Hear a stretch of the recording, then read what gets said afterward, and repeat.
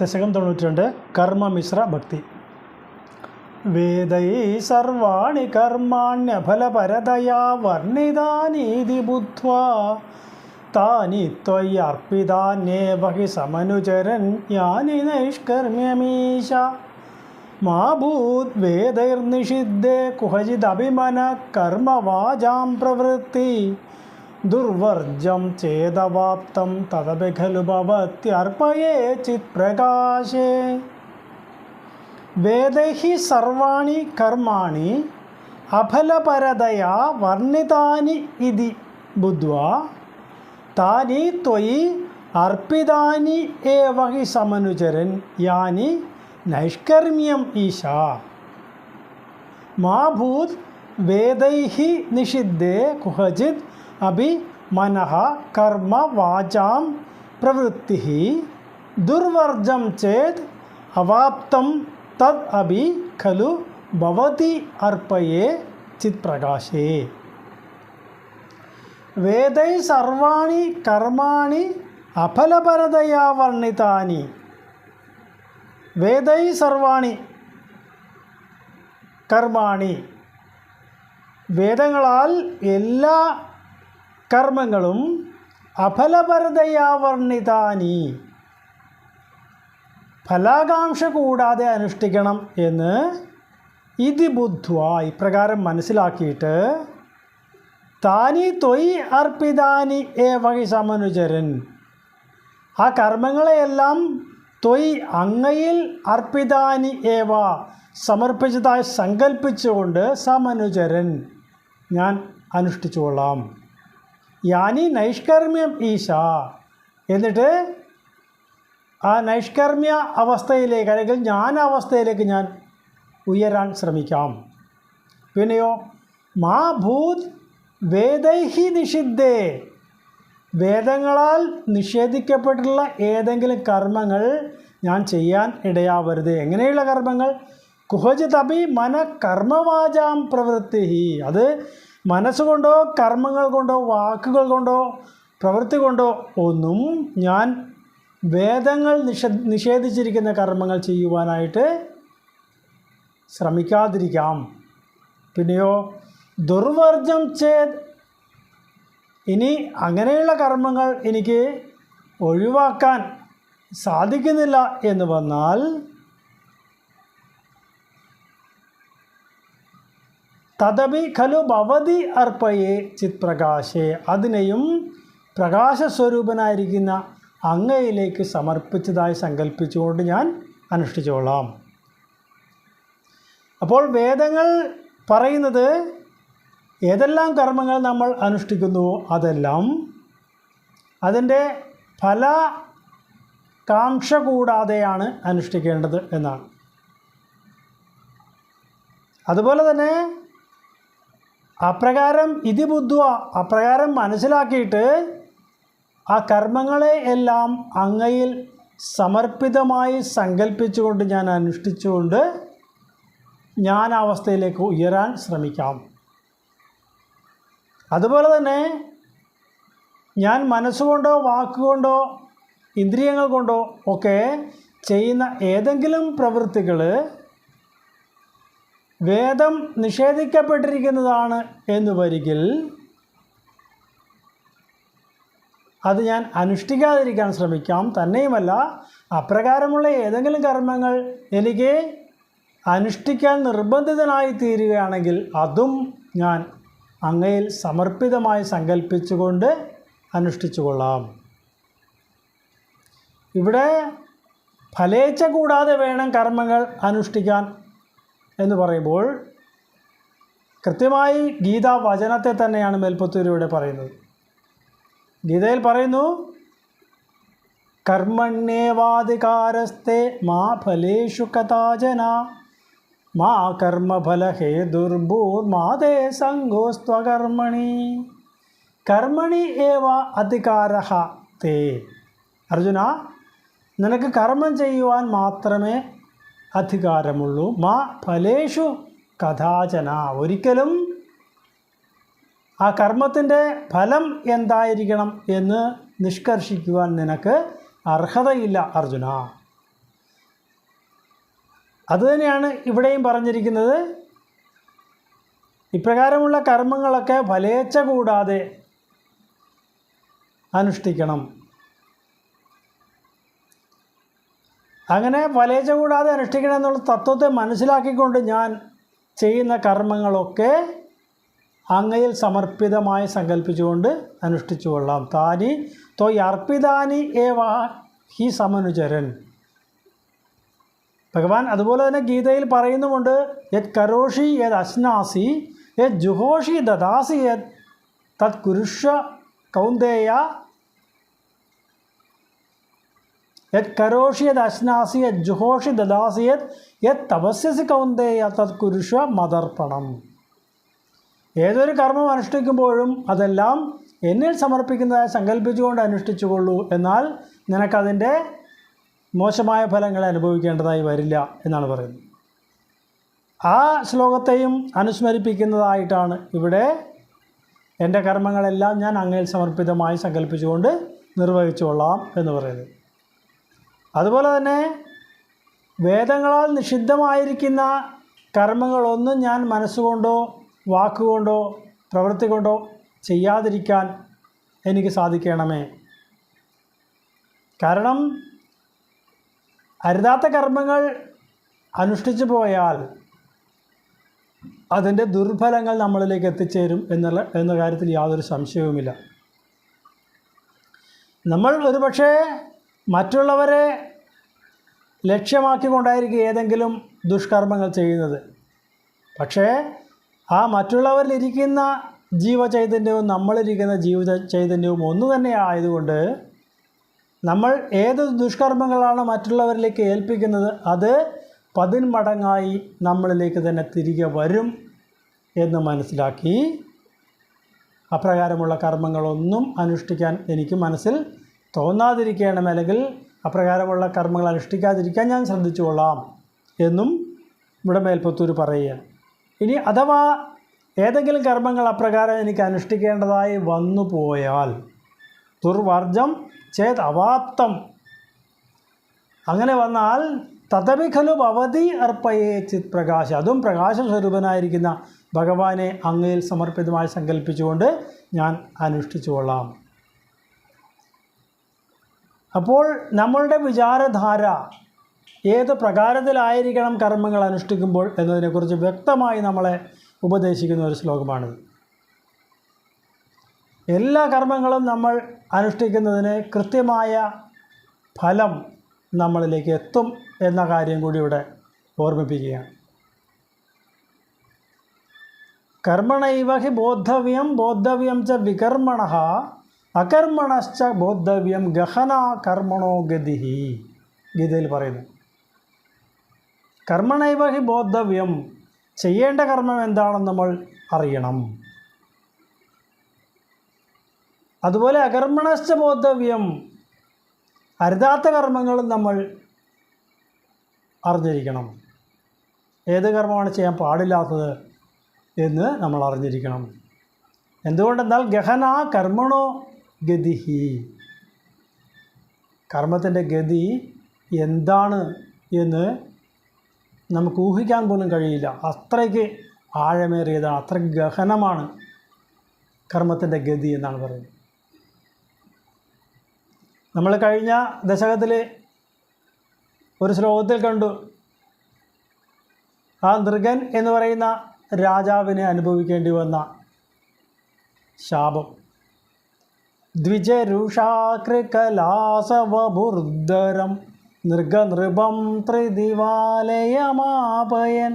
നിജജനെ ദ്വിജഭക്തിമനുത്തമാം ഉപദിശൻ പവനേശ്വര പാഹിമാം. അവിടെ ഈ നൃഗൻ എന്ന് പറയുന്ന ദാനശീലനായിരുന്ന രാജാവ് നിത്യവും ചെയ്യുന്ന ദാനകർമ്മങ്ങളിൽ പെട്ടുപോയ ഒരു പശു അദ്ദേഹം അറിയാതെ തിരികെ പോകുന്നതിന് അടുത്ത ദിവസം മറ്റൊരു ബ്രാഹ്മണനായിക്കൊണ്ട് ദാനം ചെയ്യപ്പെട്ടപ്പോൾ ആ കർമ്മം അറിയാതെയാണെങ്കിലും അനുഷ്ഠിച്ചു പോയതിൻ്റെ പേരിൽ ആ നൃഗരാജാവിന് അനുഭവിക്കേണ്ടി വന്നതൊരു കൊടിയ ശാപമായിരുന്നു. അതിൻ്റെ ഫലമായിട്ട് അദ്ദേഹത്തിന് ഒരു ഓന്തിൻ്റെ ശരീരം എടുത്തുകൊണ്ട് ജീവിക്കേണ്ടതായി വന്നു വളരെ കാലം. നമ്മൾ ചെയ്യുന്ന കർമ്മങ്ങളുടെ കർമ്മഫലം കൃത്യമായിട്ട് നമ്മളിലേക്ക് എത്തും എന്നുള്ള നിരവധി ഉദാഹരണങ്ങൾ നമുക്ക് കാണാൻ കഴിയും. അത് പുരാണങ്ങളിലായാലും സ്വജീവിതങ്ങളിലായാലും എല്ലാവർക്കും ചിന്തിച്ച് നോക്കിക്കഴിഞ്ഞാൽ അത് മനസ്സിലാവും. നമ്മൾ ഏതൊരു ദുഷ്കർമ്മമാണോ മറ്റുള്ളവരിലേക്ക് ഏൽപ്പിക്കുവാനായിട്ട് ഏതെങ്കിലും സമയത്ത് ശ്രമിച്ചിട്ടുള്ളത്, നിശ്ചയമായും അത് 10 മടങ്ങായി നമ്മളിലേക്ക് എത്തിയതായിട്ട് നമുക്ക് മനസ്സിലാക്കാൻ സാധിക്കും. അത് മറ്റുള്ളവരുടെ അനുഭവ പാഠങ്ങളിൽ നിന്നാണെങ്കിലും നമുക്ക് ഗ്രഹിക്കാൻ കഴിയുന്ന പാഠവും ഇതുതന്നെയാണ്.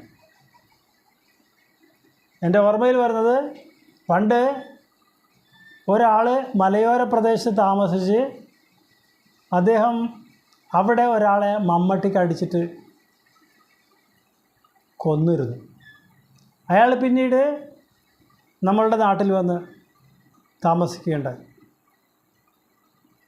അയാൾ പിൽക്കാലത്ത് മറ്റൊരാളാൽ ഒരു വാക്കത്തിയുടെ വെട്ടേറ്റ് കൊല്ലപ്പെടുക ചെയ്തു. അപ്പോൾ ഏതൊരു കർമ്മമാണോ ആ വ്യക്തി അനുഷ്ഠിച്ചത്, അതിൻ്റെ പരിണിതഫലം കൃത്യമായിട്ട് അദ്ദേഹത്തിലേക്ക് എത്തിച്ചേർന്നു എന്നുള്ളത് വളരെ വ്യക്തമാണ്.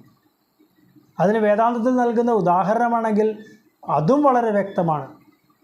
ഏത് പ്രകാരത്തിലാണോ ഒരു പശുക്കുട്ടി അതിൻ്റെ അമ്മയെ 1000 പശുക്കൾക്കിടയിൽ നിന്നും കൃത്യമായി തിരിച്ചറിയുന്നത് എന്ന് പറഞ്ഞതുപോലെ, നമ്മുടെ കർമ്മഫലങ്ങൾ കൃത്യമായി നമ്മളെ തേടി എത്തുക തന്നെ ചെയ്യും. ആ സമയത്ത് നമ്മളുടെ ഈ ജീവാത്മാവ് ഏത് ശരീരത്തിൽ ഇരുന്നാലും അത് തിരിച്ചറിയും. അതുകൊണ്ട് ഈ ശരീരം കൊണ്ട് അനുഷ്ഠിച്ച ദുഷ്കർമ്മങ്ങളുടെ പാപഫലം ഒരുപക്ഷെ ഈ ശരീരത്തിൽ ഇരുന്നു കൊണ്ട് തന്നെ ആവണമെന്നില്ല കർമ്മഫലം അനുഭവിക്കേണ്ടി വരിക. അത് എത്ര ജന്മങ്ങൾ കഴിഞ്ഞാലും ശരി, കൃത്യമായിട്ട് ആ കർമ്മഫലം ഈ ജീവാത്മാവിനെ തേടി എത്തുക തന്നെ ചെയ്യും എന്നാണ് വേദാന്തവും ഉദ്ഘോഷിക്കുന്നത്. അതുകൊണ്ട് വളരെ ശ്രദ്ധയോടുകൂടി വേണം കർമ്മങ്ങൾ അനുഷ്ഠിക്കാൻ. അത് നല്ലതായാലും ചീത്തയായാലും. നല്ല കർമ്മങ്ങൾ അനുഷ്ഠിച്ച് അതിൽ നിന്ന് മറ്റുള്ളവർക്ക് സന്തോഷം ഉണ്ടാവുകയോ അവരുടെ ദുഃഖത്തിന് നിവൃത്തി വരുത്തുകയോ ഒക്കെ ചെയ്യുകയാണെങ്കിൽ നിശ്ചയമായും ആ കർമ്മഫലവും നമ്മളിലേക്ക് ഒരു അനുഗ്രഹമായിട്ട് എത്തിച്ചേരുക തന്നെ ചെയ്യും. ദുർബലമാണെങ്കിൽ അതും 10 മടങ്ങായിട്ട് തിരിച്ചു വരുമെന്ന കാര്യത്തിൽ സംശയമില്ല. അതെല്ലാം ഈ ഒരു ശ്ലോകത്തെ മേൽപ്പത്തൂർ വളരെ ഭംഗിയായിട്ട് അടുക്കി വച്ചിരിക്കുന്നു.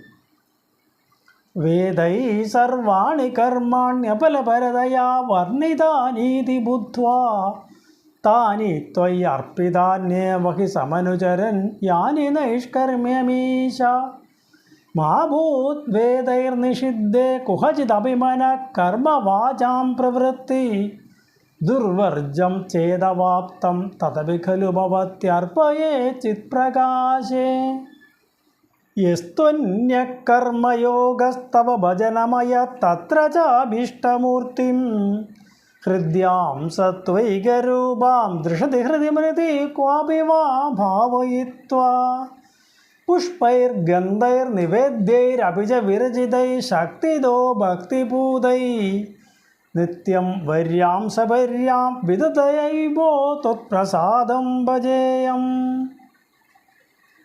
യഹ തു അന്യഃ കർമ്മയോഗഃ തവ ഭജനമയഃ തത്ര ച അഭീഷ്ടമൂർത്തിം ഹൃദ്യാം സത്വൈകരൂപാം ദൃശതി ഹൃദി മൃതി ക്വ അപി വാ ഭാവയിത്വാ പുഷ്പൈഃ ഗന്ധൈഃ നിവേദ്യൈഃ അപി ച വിരചിതൈഃ ശക്തിദഃ ഭക്തിപൂതൈഃ നിത്യം വര്യാം സപര്യാം വിദദത് ഐ വിഭോ ത്വത്പ്രസാദം ഭജേയം.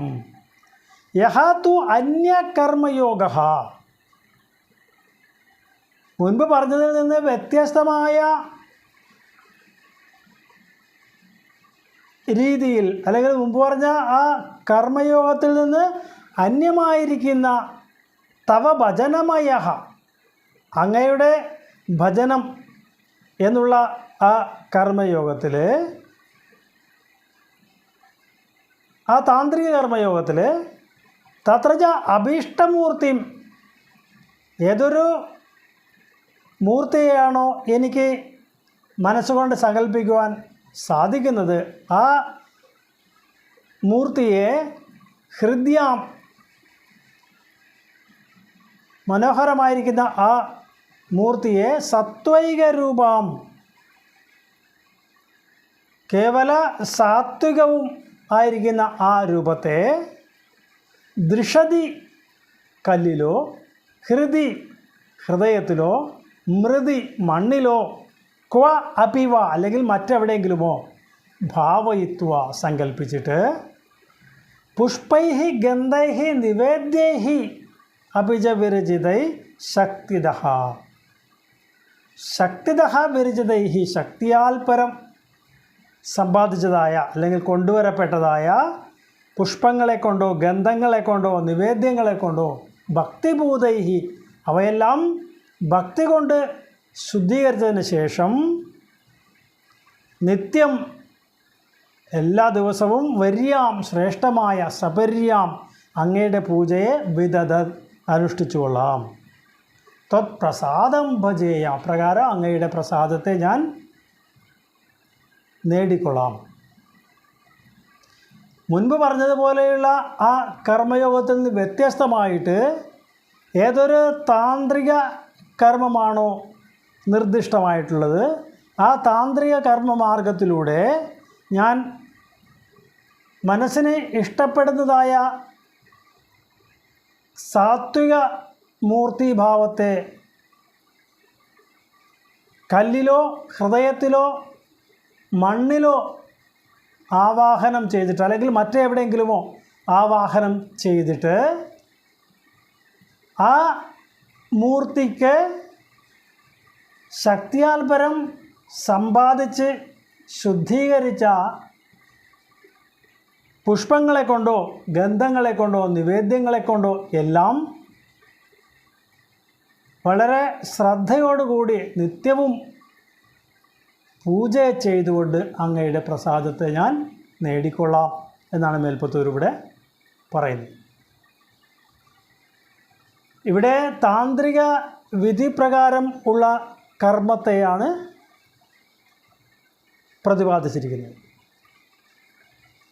താന്ത്രിക വിധിയിൽ ഒരു മൂർത്തിയെ സങ്കല്പിച്ചുകൊണ്ട് ആ രൂപത്തിലേക്ക്, അത് കല്ലായാലും മണ്ണായാലും അല്ലെങ്കിൽ മറ്റേത് രൂപത്തിലായാലും അതിലേക്ക് ആ അഭീഷ്ടമൂർത്തിയെ ആവാഹിക്കുന്നതായി സങ്കല്പിച്ചുകൊണ്ട് ആ പൂജ തുടങ്ങുന്നതിന് മുമ്പായിട്ട് അതിന് ആവശ്യമായി വന്നേക്കാവുന്ന എല്ലാ പൂജാ സാധനങ്ങളെയും അടുപ്പിച്ച് വെച്ചുകൊണ്ട് അവയെല്ലാം ശുദ്ധീകരിച്ച് തൻ്റെ ഭക്തി കൊണ്ട് ഒന്നുകൂടി ശുദ്ധമാക്കിയതിന് ശേഷം അതെല്ലാം ആ മൂർത്തിയിലേക്ക് സമർപ്പിച്ചുകൊണ്ട് ഞാൻ അങ്ങയുടെ പ്രസാദത്തെ നേടിക്കൊള്ളാം എന്നാണ് മേൽപ്പത്തൂരിലൂടെ പറയുന്നത്. ഈ ഒരു പൂജാവിധിക്ക് താന്ത്രിക വിധിയും അറിഞ്ഞിരിക്കേണ്ടത് അത്യാവശ്യം. താന്ത്രിക വിധി അറിയാത്തവർ ആവാഹനാദി കർമ്മങ്ങൾ ചെയ്യുന്നത് ഉചിതമാവില്ല. അത് കൃത്യമായി പഠിച്ചതിന് ശേഷം മാത്രം അനുഷ്ഠിക്കേണ്ട ഒരു കർമ്മമാണ്. ആ പഠിച്ചവർ ആവാഹനാദി ക്രിയകളൊക്കെ ചെയ്തതിന് ശേഷം അതിനെ പുഷ്പവും ഗന്ധവും നിവേദ്യവും ഒക്കെ സമർപ്പിച്ച് ഭഗവാനെ സ്തുതിച്ച് അതിനുശേഷം ഉദ്വസിപ്പിക്കുകയും കൂടി ചെയ്യേണ്ടതായ ആവശ്യമുണ്ട്. ഇപ്രകാരമുള്ള താന്ത്രിക വിധി അറിയാത്ത ആളുകളാണെങ്കിൽ മനസ്സുകൊണ്ട് ആ അഭീഷ്ടമൂർത്തിയെ ആ രൂപത്തിൽ അല്ലെങ്കിൽ ആ കല്ലിലോ മണ്ണിലോ സങ്കല്പിച്ചുകൊണ്ട്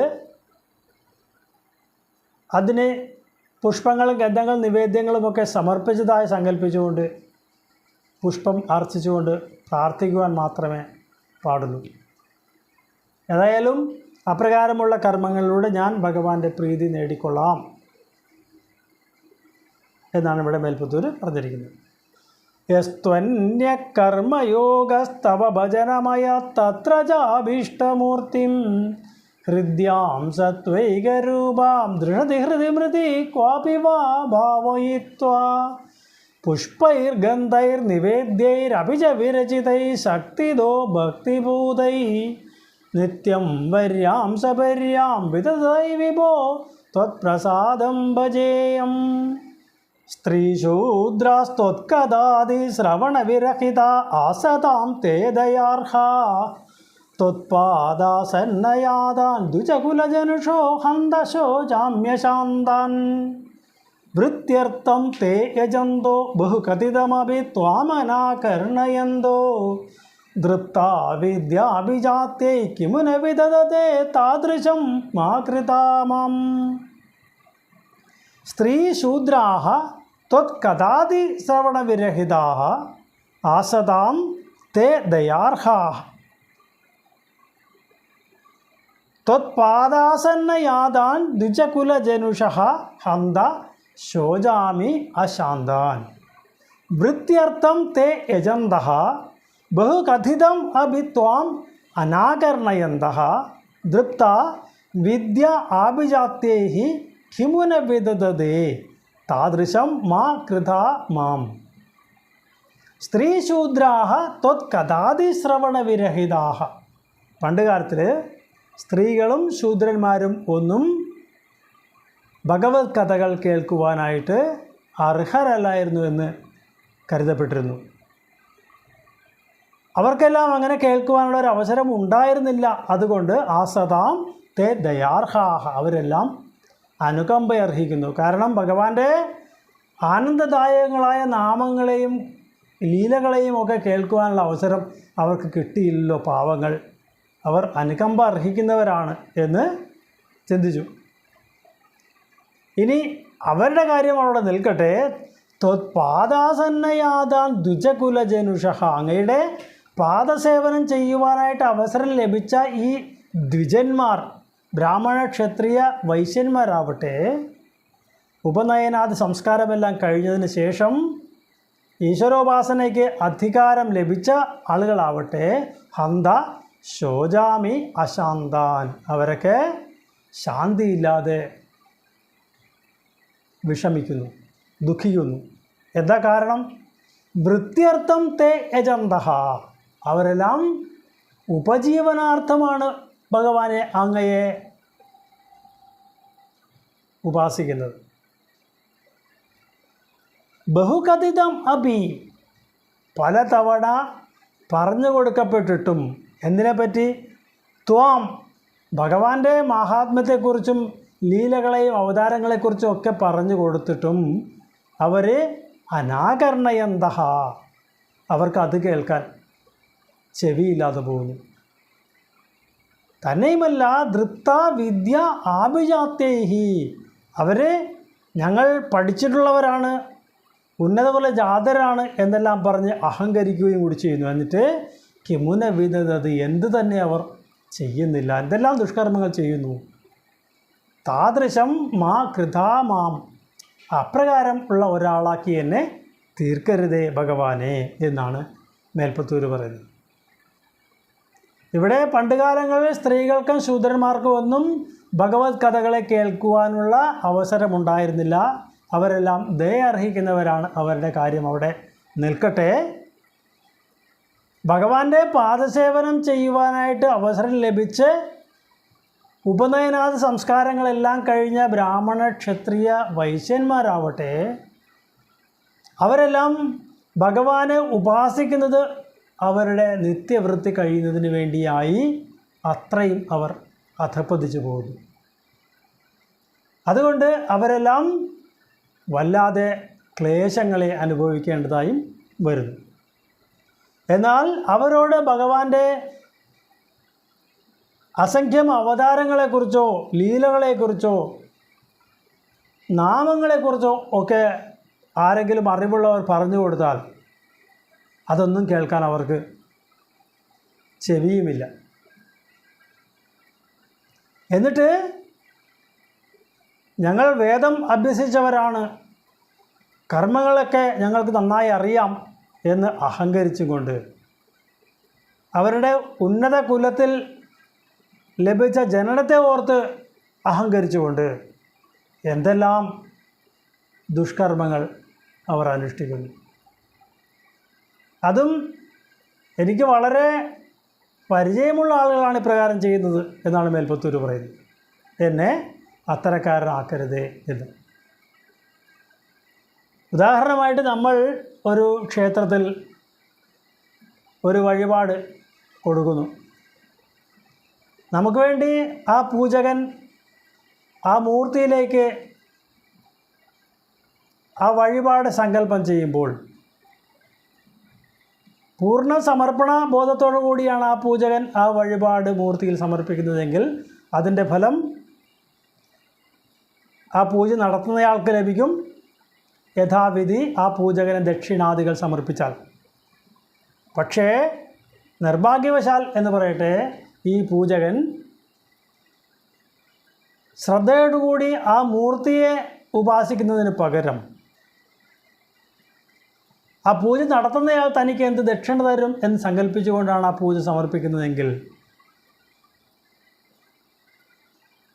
അത് ആർക്കും പ്രയോജനമില്ലാത്തതായി തീരുന്നു എന്നാണ്. അപ്രകാരമുള്ള ഒരാളാക്കി തീർക്കരുതേ എന്നെ എന്നുകൂടി മേൽപ്പത്തൂർ ഇവിടെ ഭഗവാനോട് യാചിക്കുന്നു.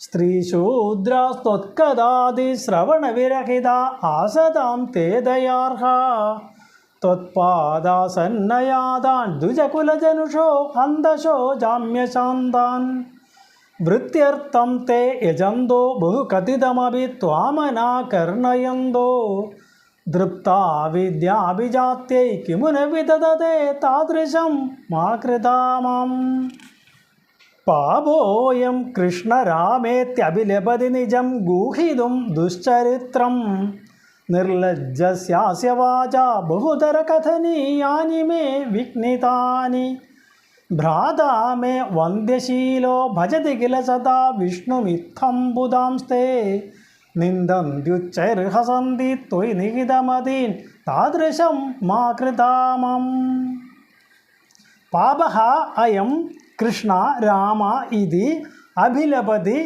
നിജം ഗൂഹിതും ദുശ്ചരിത്രം നിർലജ്ജസ്യ അസ്യ വാചാ ബഹുതര കഥനീയാനി മേ വിഘ്നിതാനി ഭ്രാതാ മേ വന്ദ്യശീലഃ ഭജതി കില സദാ വിഷ്ണും ഇത്തം ബുധാംസ്തേ നിന്ദന്തി ഉച്ചൈർഹസന്തി ത്വയി നിഹിതമതീൻ താദൃശം മാ കൃതാമാം പാപഃ അയം കൃഷ്ണ രാമ ഇതി അഭിലപതി.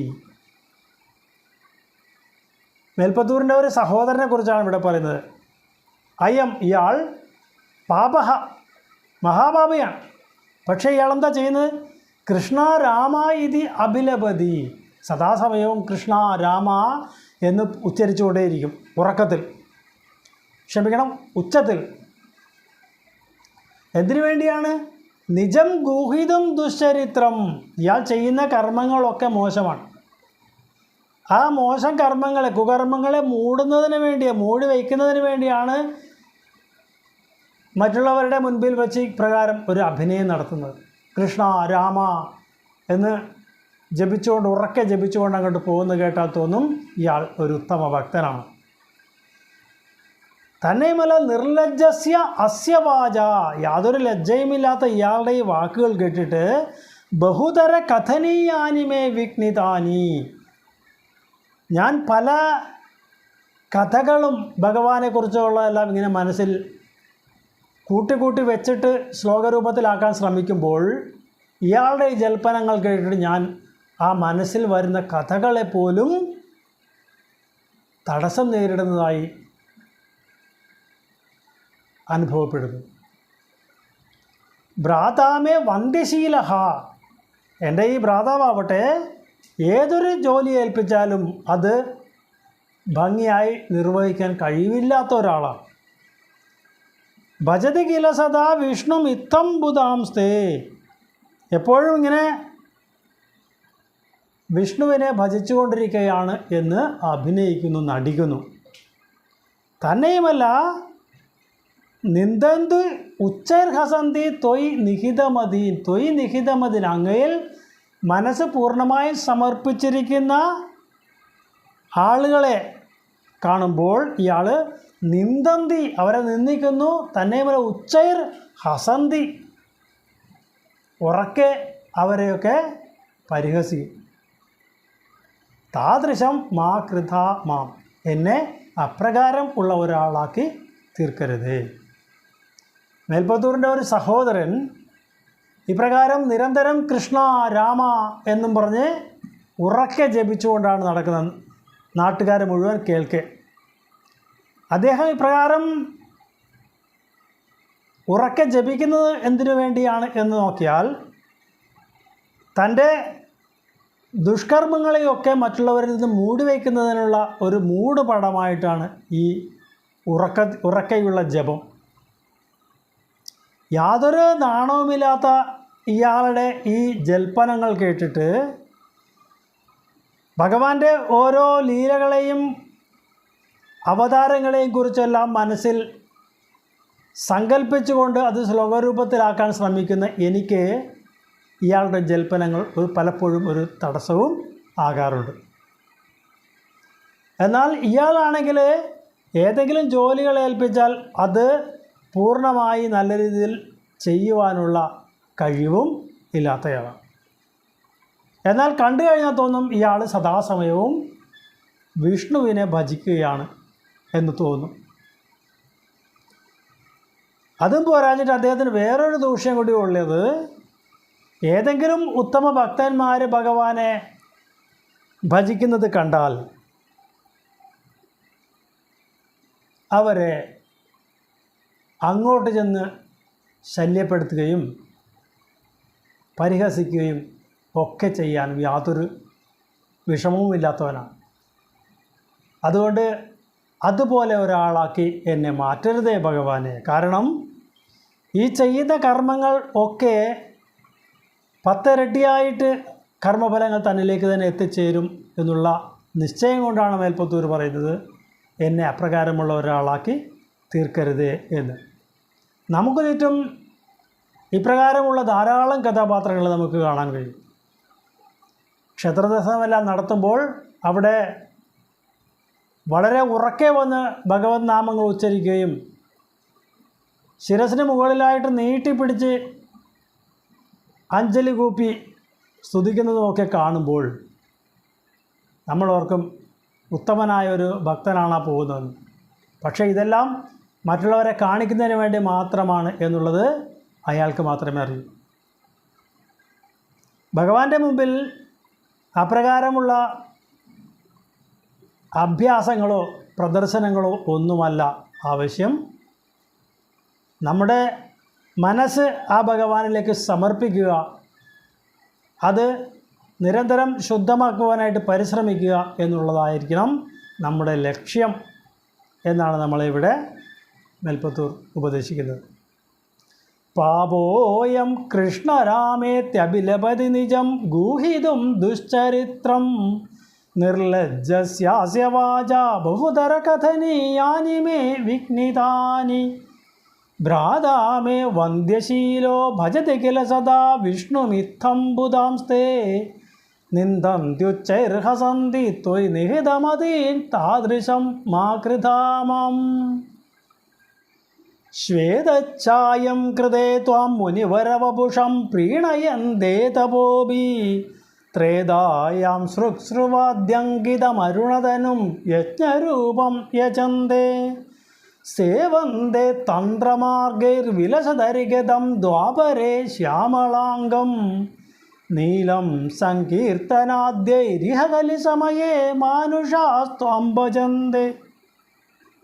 ശ്വേതഛായം കൃതേ ത്വാം മുനിവരവപുഷം പ്രീണയന്തേ തപോഭിഃ ത്രേതായാം സൃക്സൃവാദി അങ്കിതം അരുണതനും യജ്ഞരൂപം യജന്തേ സേവന്തേ തന്ത്രമാർഗൈഃ വിലസത് അരിഗതം ദ്വാപരേ ശ്യാമളാംഗം നീലം സങ്കീർത്തന ആദ്യൈഃ ഇഹ കലിസമയേ മാനുഷാഃ ത്വാം ഭജന്തേ ശ്വേതച്ഛായം കൃതേ ത്വാം മുനിവരവപുഷം പ്രീണയന്തേ തപോഭിഃ ശ്വേതച്ഛായം വെളുത്ത കാന്തിയുള്ളവനും കൃതയുഗത്തിലെ ത്വാം അങ്ങയെ മുനിവരവപുഷം ഒരു ബ്രഹ്മചാരിയുടെ രൂപത്തോടു കൂടിയവനായ അങ്ങയെ പ്രീണയന്തേ തപോഭിഃ തപസ്സുകൊണ്ട് അങ്ങയെ പ്രീണിപ്പിക്കുന്നു.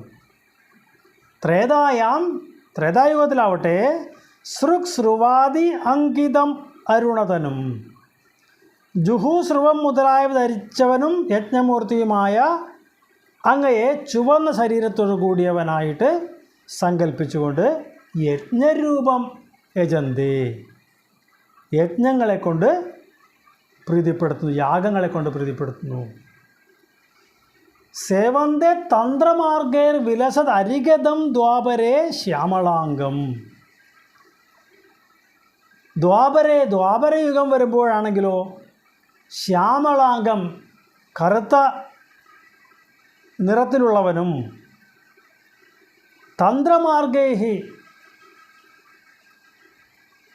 അർച്ചനം അല്ലെങ്കിൽ പൂജ ചെയ്തുകൊണ്ട് വിലസത് അരിഗതം ശംഖചക്രഗദ പത്മധാരിയൊക്കെ ആയിരിക്കുന്ന ആ ഭഗവാനെ ഉപാസിക്കുന്നു ഭഗവത് പ്രീതിക്കായിക്കൊണ്ട്.